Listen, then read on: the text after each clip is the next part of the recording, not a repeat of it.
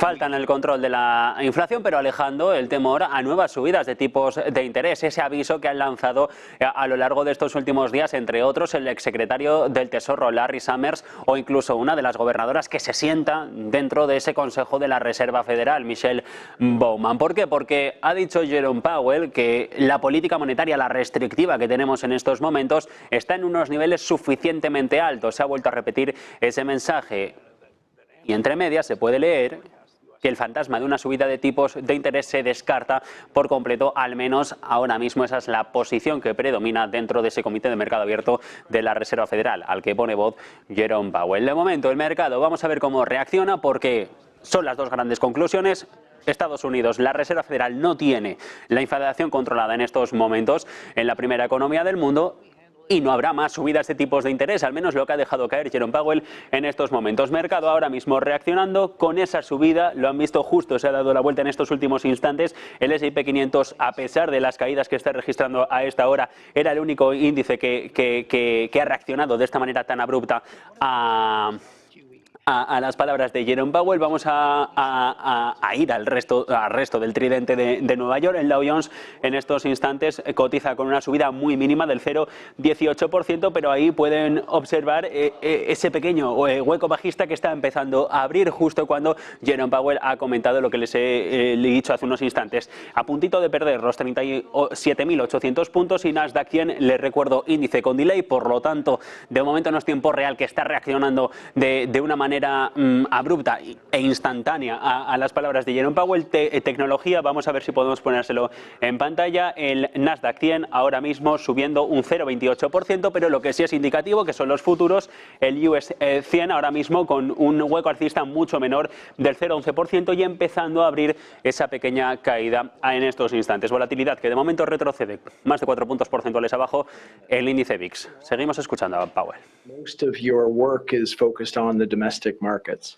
But in times of crisis, there's real challenge. As you mentioned, in the COVID period, the global financial crisis, you were engaged with TIFF earlier in a different stage of your career.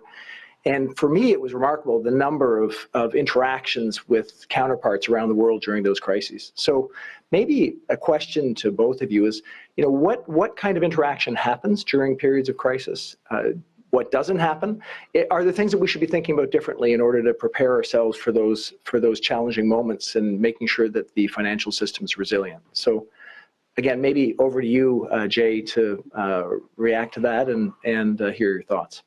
Sure. So, our economies, our financial markets, all of our institutions are deeply intertwined. And when there is a situation where there's serious stress, you need to get a global perspective. You need to get perspective around the world, and you have to do that very quickly. And we of course can move quickly and effectively on the domestic front. But what the thing that you figure out in those times is that all the time you spent at Basel and at the G7 and G20 meetings, your colleagues, you know and trust and respect their judgment, and you don't have to go through that phase of gaining trust in people. You understand each other. You speak the same language. So there's a lot of communication. The level of communication is pretty high anyway, but during crises, it goes very high. I'm constantly talking to other central bankers around the world, and also political leaders in our government, and that sort of thing. So that happens a lot.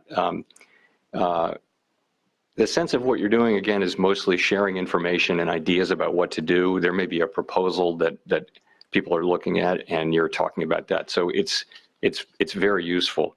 I say one thing to point out is it's less about coordination than it is about talking and understanding, for one reason, or at least it was during the pandemic. And that was because almost every country's interest rates were very close to zero when the pandemic hit. And so there wasn't policy space for most economies, most central banks, to do a big coordinated rate cut. We did cut very quickly to zero, but I think we were higher than almost any other nation in terms of where our policy rate was. But anyway, there's a lot of communication, and those relationships that you built up really do help at that point.